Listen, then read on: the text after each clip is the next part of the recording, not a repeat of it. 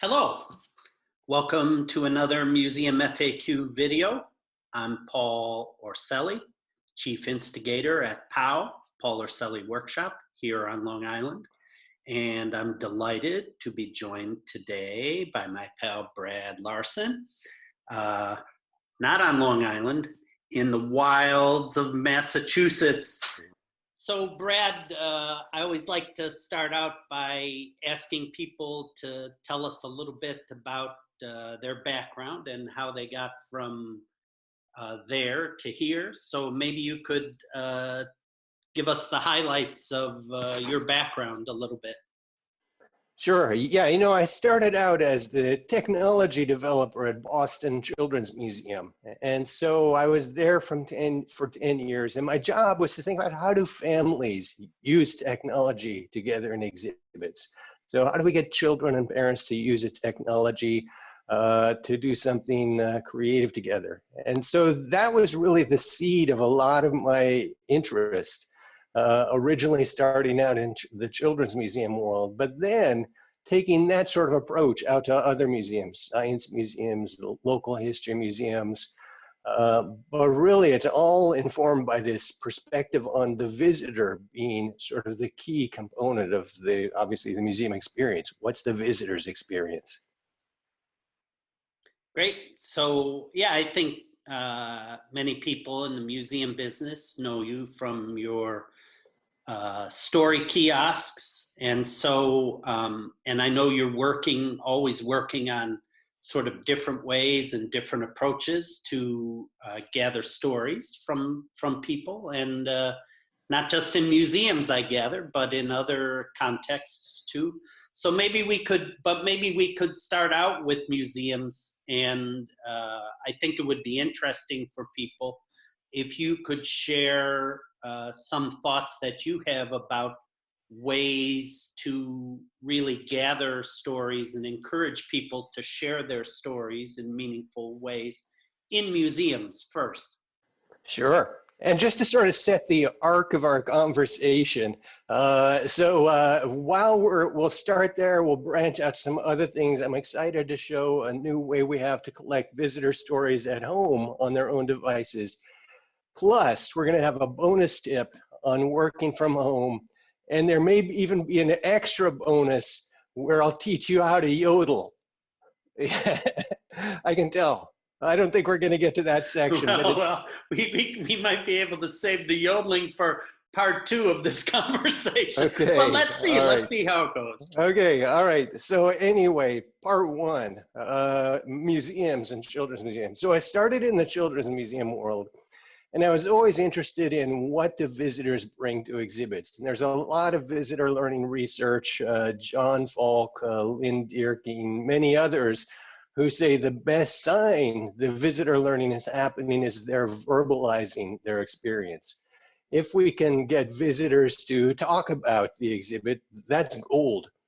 And so that's what initially drew me into all of this. Like, how do we get visitors to the place where they are building those connections? The early installations were in children's museums. So, for example, Children's Museum in Boston, we had a thing outside a play space where visitors could come up and just talk about their own experience. One story on that. So play space is an area of the museum for young kids below 5. And they have a lot of cool workshops there. One of them was this music and movement workshop. We had the station set up and had a general question up just about what was your favorite thing to do today. And all of a sudden we noticed that visitors were singing songs together. We had a mother and a daughter from Taiwan singing this folk song in Chinese. We had a father and son from Japan singing a song. And that really struck me. It's like, wow, we're getting people to, and parents and children especially, to sit together and sing together. So that sort of early success was a sign. It was like one of the things that we can do if we can work in conjunction with what else is happening in the space. Oh, are they having music and movement on Tuesdays? What if we put up a question about singing a song together? So that sort of informed a lot of the later installations outside of children's museums, looking for opportunities to get people to sit together, talk together, build their own connections, but also to sort of work with what's in the exhibit around and use that as sort of some momentum to get the stories going. Yeah, I think that's an interesting point. I think that notion of proximity or where things are located, even exhibits located relative to each other, makes a difference. If you, I mean, obviously, if you had set up a story station in a really busy hallway where people are always going back and forth, or that's less conducive to people taking the time and feeling comfortable with recording. So yeah, I think that's a great point, that proximity issue. Yeah, another example of that was at the Museum of Science and Industry. I had an installation there in the U-505 exhibit, which is this big submarine World War II. And we were asking visitors about their family's experience in World War II. Did any of your relatives serve in World War II? What are some stories they have? But we weren't getting many responses on that. And so we said, let's tune it. What are some other questions we could ask? And one that turned out to be a big hit was a question, and this was just after people got off the submarine, so they could go through tour and see how cramped the spaces are. And then they emerge, and the station is just about 20 steps beyond that. And so we asked them, could you live on the submarine for a week with your family? Why or why not? And that question just caught like wildfire. There were so many interesting, fun, engaged responses. I remember a girl who said her brother has BO, she could never do it. So, and that's the thing. If you can find, sometimes it's the location. Where is this, and what's happening around? How can we pull in on what's happening around to get people to the space where they want to tell stories? Yeah, I think that notion of the prompt or the question is also, as you indicate, really important. I know often you see very general prompts or very generic prompts in museums, and I think they're so generic that people don't Mhm. know what to do with them. So if you give something, especially I think that prompt that you gave in the submarine, could you, what would it be like for you to be in a submarine? Could you stay in a submarine? People internalize that and they really sort of think about, oh no, I'm claustrophobic. Wow, that would be a cool adventure, and it's just interesting to compare your responses to other people too. So that's great. So are there any other um, big ideas or sort of notions? We've talked about proximity and we've talked about the prompts or the questions, but is there another sort of tip or thing that people can watch out for if they're looking to gather stories from people in museums? Yeah, definitely. One thing that always helps is to have something to show, have something to talk about. And a couple of things that we've done on that front. One of them that is always a success is to have some puppets nearby, especially in family exhibits. So, for example, at the Children's Museum, Louisiana Children's Museum, in their talk and play exhibit, we had a bin of puppets right in front. And so a parent and child could pull out a couple of puppets and do just a quick puppet show together on simple topics like looking for food. So you have a puppet, you have a topic looking for food, and then suddenly the bird is flying around, and you never know what the interactions will be. But that's always been popular.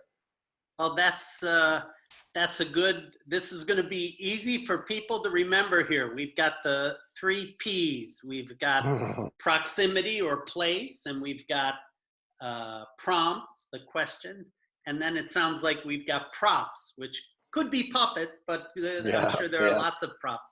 So yeah, I think those are really great things for people to keep in mind, and I'm sure in the many, many, many story kiosks and story gathering situations you find that those are probably touchstones that you keep coming back to. So that's great.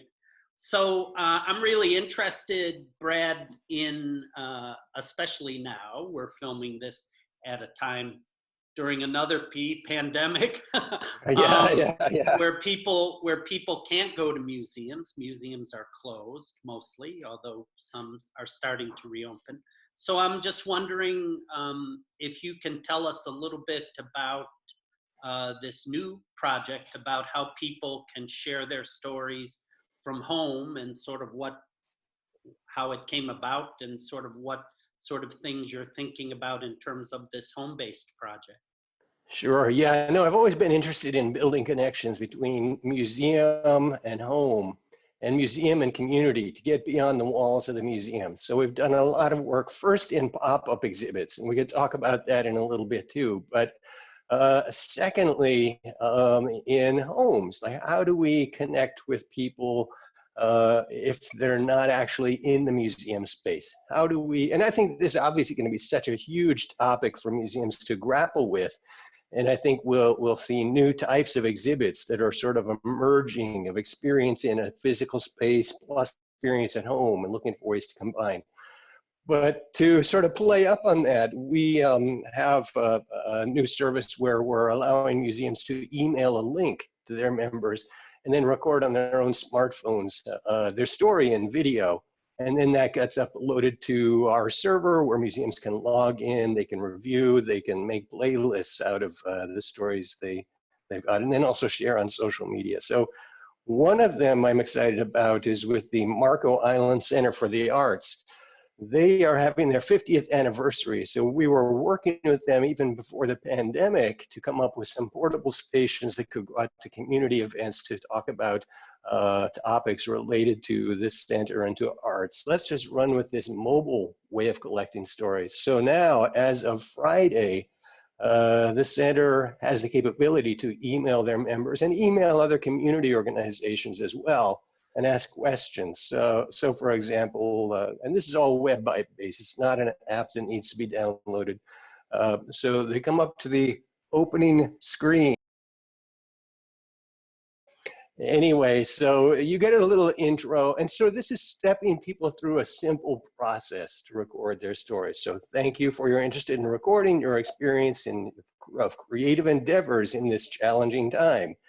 These recordings will be included in our time-space capsule, leaving a legacy for future generations. So just a little intro, and then we continue. We enter our name, blah, blah, blah, an email address, and then come to a menu of questions. And on the questions, we can ask things like, show us something you've made at home during the coronavirus pandemic and tell us about it. So that theme again, that show and tell, that I found really works well in museum exhibits, I think is also really going to connect at home. And there's so many things out there about what are people doing at home, what are they making at home. So that's one of the questions we'll be running with. And then we can record a video on our phone and just hit the video button. Not sure, I have a little bit of an idea. I'm not going to totally run through everything, but we hit the thing and now we're recording and talking about something that I've made. And here we have the mask. This isn't the mask I actually made, but a friend of mine made it. And I think that's such a cool theme of how friends are kind of looking out for each other, making things for each other. No, that's great. Well, it's going to be interesting, I think, to see how people respond and how what sort of responses you get to this. But I think that's a great tool. Maybe you also mentioned pop-ups, and so maybe you can talk. I know you've done things. I guess it's another way to think about gathering stories outside of museums, but not technically in people's homes. So that middle ground outside of museums or in between museums and homes. So maybe can you just talk about an example or what you found out in terms of deploying pop-up ways to gather stories? Sure. And so, yeah, really, it's kind of three layers that I like to think of in museum exhibits. One is the exhibit itself. One is the pop-up or community-related component, and another is the home-related component. So I love it when we can work with all three of those layers on a sort of community storytelling project. But yeah, we've done a lot of work. I've been interested in pop exhibits for a long time. And one that we've done recently is at a mural arts festival in Springfield, Massachusetts. It was a one-day festival set up. The artists, the muralists came in and were there working on finishing up some of the murals. There was music. Local brew pub was there, a family event. Kids can make their own paintings and drawings. And so with our friends at 42 Design Fab, created the story bike. And so we could ride the bike around and collect people's stories. And people loved it. They love, like, ooh, what's this thing over there? And bikes themselves are something that just have people like, oh, it's a bike. It's cool. It's not like this big technological gizmo, which maybe would be interesting too, but that was fun. And we got some really good stories out of that. Some from some of the people who are organizing the festival, local business members who are really invested in developing a thriving community. So tapping into that whole idea of community development also, like participation of businesses, participation of families, and coming out together on these things. So those were, going to see what else. So I wanted to show a couple more, a quick photo of the Marco Island piece. One thing that's interesting is they have this, in celebration of their 50th anniversary, a capsule, a space capsule, actually inside the center, where the stories are all going to go. And they'll be in that capsule for 50 years. And 50 years from now, we can open it up. I guess I probably won't be opening it up, but it will be opened up. Yeah, who knows? And then the stories will emerge. And so that idea of having a physical presence in a museum, a physical thing in a museum space that's attractive and interesting, I think is something we can get a lot of mileage out of as we're looking for models of how do we do this balance of things in museums plus contributions from outside the museum. We also have a postcard that we're going to email visitors with their own photo when they use the station. That's Hyla Crane, the director at the center. And so that's another sort of way of building that connection out to home. People love to see themselves in novel ways. No, that's great. Well, I think we've provided a nice overview of the different kinds of ways to gather stories, which is awesome. And I'm sure people will remember place and prompt and props. And so that's good. I'm sure that works I'm sure, as you've indicated, that works not only in museums, being sensitive to those issues about place and prompts and props, but also at home and in pop-up situations. So that's great. So yeah.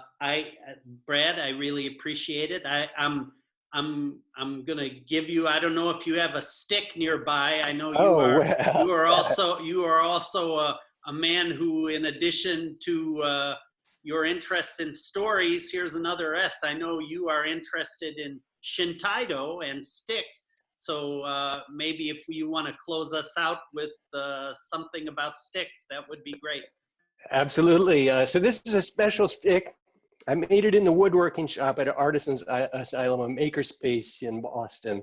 And I love having just a ton of different kinds of sticks.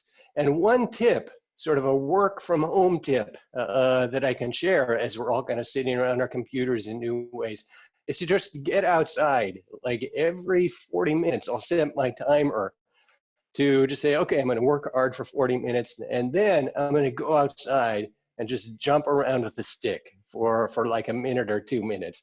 And so obviously it's a simple thing to do.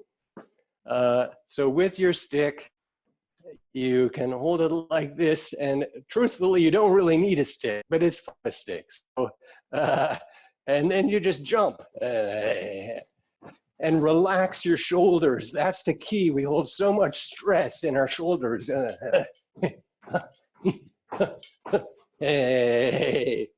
And oh yeah, and just do that 50 times or so. And that's a nice way to stay active, a nice way to go outside, connect with what's happening outside. And yeah, that's my work from home bonus tip.